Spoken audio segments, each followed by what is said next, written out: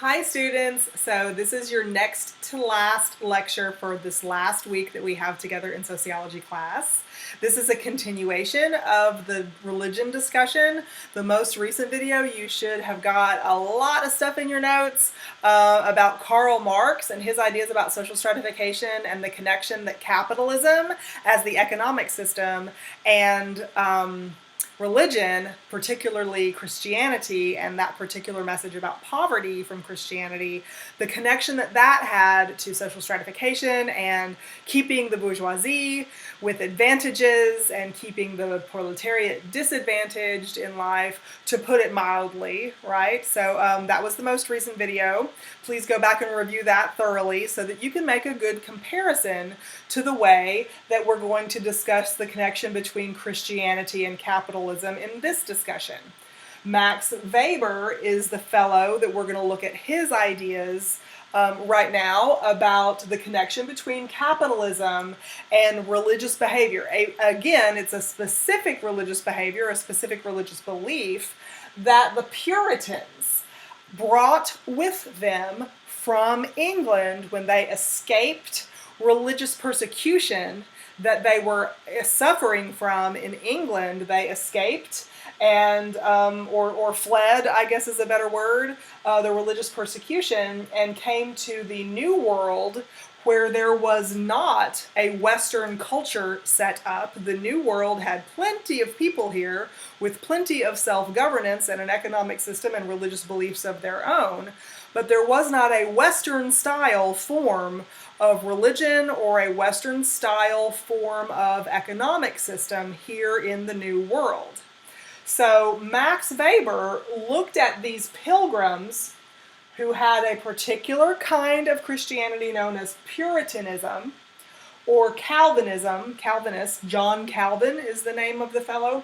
And when I have referred to white Anglo-Saxon Protestants in previous lectures, the particular kind of Protestantism that first was in this country that we call the United States, the very first kind is this belief system that we're going to just touch on today, just get you some basic foundations about it today, the Puritans. The ideas that the Puritans brought with them from England when they fled religious persecution. So, they had to flee religious persecution because, according to the way English people and most people in Europe believed, poverty was God's preferred social condition. Based on those stories that Karl Marx focused on when he made his observations. The Puritans disagreed with that. John Calvin disagreed with that altogether. He said that that's wrong, that a God of justice would not want you to suffer in this life. He looked at other messages in the Bible, and particularly words like the word elect, which refers to people who are going to heaven, and the damned, that refers to people who are going to another place. And he developed a concept called the doctrine of predestination. And so this doctrine was, for lack of a better word, in England, this doctrine was crazy. It was wacko according to the mainstream religious ideology. So the Puritans suffered religious persecution. And that's why they fled. That's why they were brave enough to leave everything that they had ever known behind and come to the New World to try to practice religious freedom. And so you'll hear, school-age kids talk about, the Puritans came for religious freedom, and we have a separation of church and state in the United States as part of our government because the Puritans did not have religious freedom and that kind of thing. We'll look into that during our last lecture about the connection between religion and society in the next video. But anyway, so the Puritans were Christians, but they had a very different Christian philosophy than anybody had ever heard of in Europe. It was a newfangled thing. You can look up John Calvin and when he lived. So this particular point of view regarding Christianity was something that John Calvin came up with during his lifetime, and many, many, many people agreed with him and many people followed. People who did not agree with him, it was not pretty. He does not get called out for any kind of inquisition, like the Spanish Inquisition gets called out for, I think they killed 33 people in the Spanish Inquisition. He killed 10 or 15 times that when they didn't agree with his ways. But anyway, Calvin was very, very emphatic that the poverty condition was not God's favorite, that it was the flip side of that. So, poverty, according to John Calvin, was a sign that God was not blessing you. You were not among the elect if you lived in poverty. God would not allow his elect to live in squalor, to live in poverty. God wants his elect to have a pleasant experience here and an even more rapturous experience later on when they go to heaven with him. John Calvin promoted this idea, a doctrine, a belief, in something called predestination. If you have a destiny, then it's something that's written for you in advance. It's like an ascribed status. You have no control over it. So this doctrine of predestination essentially was about ascribed statuses. These statuses were predetermined before you were ever born. Only God knew. Are you a member of the elect, or are you a member of the damned? The elect are going to heaven. The damned are going to HE double hockey sticks. So, if these are ascribed statuses and you don't have anything to do with it, your behavior in this world has nothing to do with whether you're a member of the elect or whether you're a member of the damned, then that's the doctrine of predestination. Now, I just said something that might cause a little bit of confusion, so let me, I guess, retract what I just said. So I said that your behavior in this world, that the belief, according to predestination, your behavior in this world had nothing to do with whether you're going to heaven or hell in the long term. That's not entirely the belief. Oh, this is complicated. The doctrine of predestination says, yes, you are predestined to go to heaven or hell, but there's no way for you to know what group you're in. There's no way for you to affect what group you're in from your behavior. But the Puritans used their behavior, used their common everyday behavior, their behavior in scholarship, in schooling, their behavior in business, their behavior in their home life. They used behavioral aspects, norms for everyday living. They used those norms, discipline, frugal behavior. Frugal does not mean cheap. Frugal means careful with money. Very careful. If capitalism is your practice, then you don't want to blow all of your profit on silly things. You want to use your profit on wise things, things that will bring you more comfort in life, things that will bring you greater life chances for your children, things that will enable you to reinvest some to make more profit the next time around. That's really what frugal behavior means. You're wise with your money and you don't spend it unnecessarily on silly things or wasteful things. So, the elect, Puritans in general, looked around them and they said some people are successful in life and some people aren't successful in life. Some people might get their paychecks and they can't pass the bar up and they spend all their money on booze and women and gambling before they ever get home and use it to better their family, use it to feed their family, use it to pay rent. This is the sign, excuse me, this is a sign, according to the way the Puritans believed about poverty, that God was not blessing that person.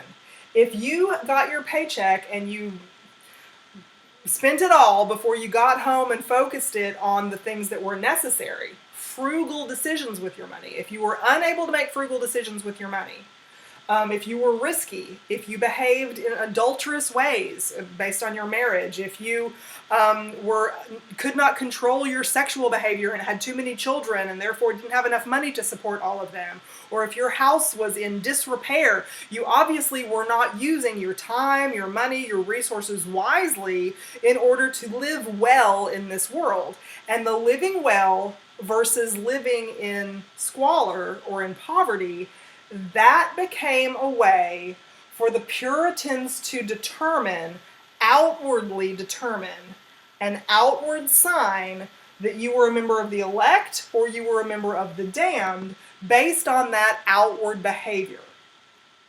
So when I say, but who's who, this is the question that was on the early population's mind. There was no government yet. There was no economic system yet. There was no macro scale system of norms that reached millions of people in the population. There was a very small group of people just barely getting by, and they used their everyday behavior, not just their prayer, their ritual, their symbolic behavior directly related to their beliefs, but their education, their working life, their family life, their household. They used all of that behavior to test, to prove to themselves, and then to show it to others. I'm successful. My clothes are clean, my clothes are nice, my children are polite, my children make good grades, I have a nice picket fence around my house. I'm living the American dream. I have status symbols to prove it. This American dream concept, hard work, following the rules, it should pay off for you. That's a very elect point of view. And Max Weber observed that this point in history, before there really was a United States of America, that's the foundation for where this American dream concept came from. Work hard, play by the rules, it should pay off for you. Well, according to Calvinist beliefs, it should pay off if you are predestined to be among the elect and going to heaven at the end of your days. If it doesn't work out for you, if you're not successful, if you don't do well in school, if you can't make a good job, if you are the lowest member of society and can't ever get that hard work and education to get you a leg up, this is an outward sign that God is not blessing you. God would not waste blessings in this world on people who were just going someplace else after they died.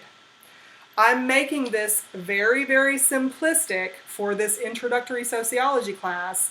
It's more complex than this, of course, but this is the informed connection that Max Weber made between the religious behavior, the everyday religious behavior of the Pilgrims, who came here without a government, without an economic system, without an education system, without any of those other social institutions we've discussed. They came here without any of that, and capitalism became the economic system in the U.S., according to Max Weber's informed conclusions that he made, because of this behavior. Because people wanted to know, am I in the elect or am I in the damned? Well, let me work hard and let me apply myself, and if I get blessings from that, if I have a strong enough will to use my money wisely, to be frugal, to practice asceticism, which means you focus more on spiritual pursuits and neglect other parts of your desires, other parts of your human desires. I want to work more on spiritual pursuits. So through asceticism and capitalist behavior, behavior that promoted capitalism. Capitalism did not pre-exist in Max Weber's observation for the time period in history that he was making his informed conclusions about. Capitalism pre-existed in Karl Marx's time in history when he was making his informed conclusions about what we discussed in the previous lecture. But in this particular example, this point in history, this place in time, capitalism did not already exist. Max Weber said because the Puritans wanted to know who's in the elect and who's in the damned, it wasn't like they were born with tattoos or birthmarks that you could tell. They used their everyday behavior, not just their prayer life behavior, but am I working hard? Am I getting good pay? Am I getting better? Am I increasing my ability? Am I reinvesting wisely so it goes up and up and up each time? Are my kids polite? Am I rearing them correctly? Do they do well in school? Am I providing them the resources that they need to do well in school? Am I an upstanding citizen? Can I keep up with the Joneses? The Joneses are definitely going to heaven. Look at everything that they have. God is blessing them in abundance. They have to be part of the elect. Let me keep up with the Joneses. because I want to prove not only to myself but to the Joneses also that I am in the elect, I'm going to heaven, and because of this asceticism, I'm doing this for the glory of God because he wants me to do well, and when I do well, it glorifies him. It proves to everyone around me that I'm somebody who should be copied. I'm somebody who should be a role model in society, and my status symbols should be your status symbols, and you should aspire to do this education level, this occupation that I do, and this income that I have to also prove that you are among the elect, and you are among the worthy in society. So people with underlying conditions, so to speak, that would prevent them from being successful in life.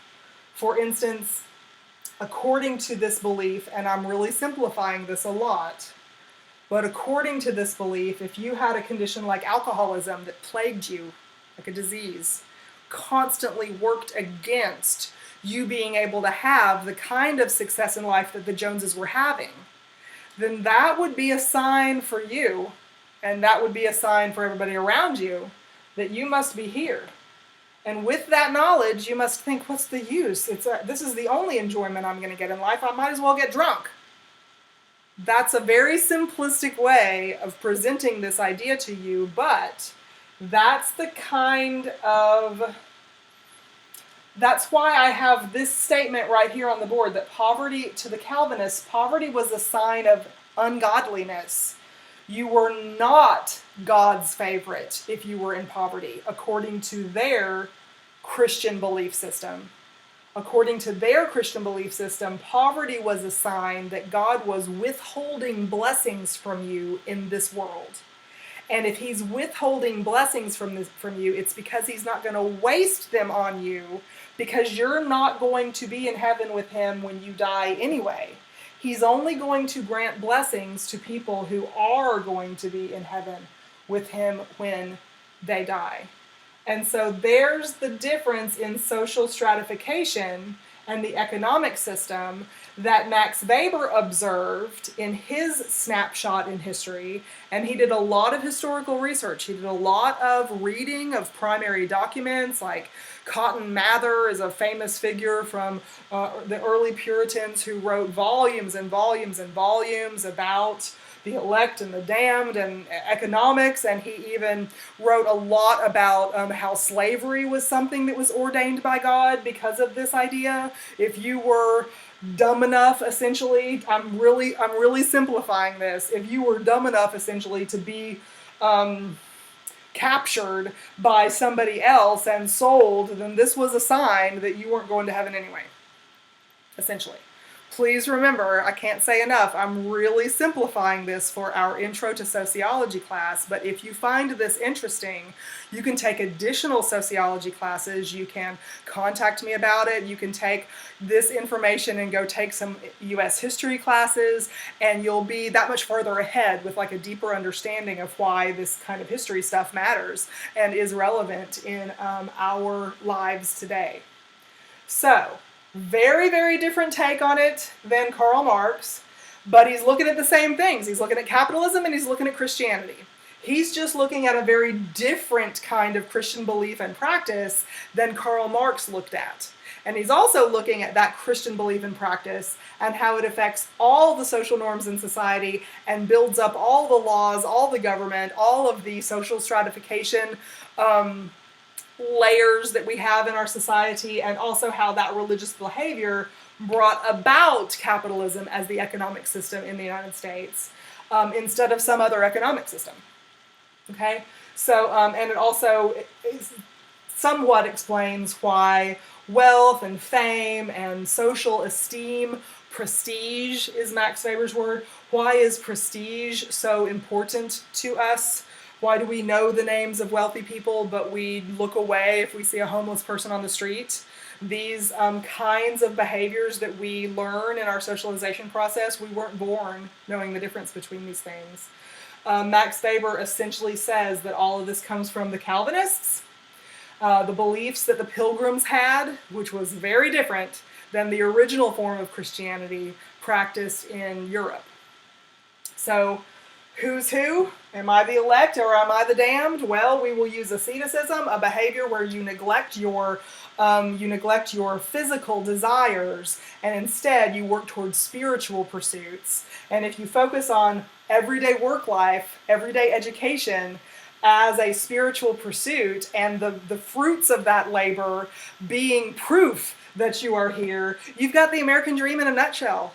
Work hard, get a good education, which is part of that hard work, put in the time, and it should pay off for you in the end. That's the sociological definition of the American dream, and it comes from, if you look at Max Weber's work, it comes directly from these original settlers, these original white Anglo-Saxon Protestant settlers and their everyday behavior in the U.S.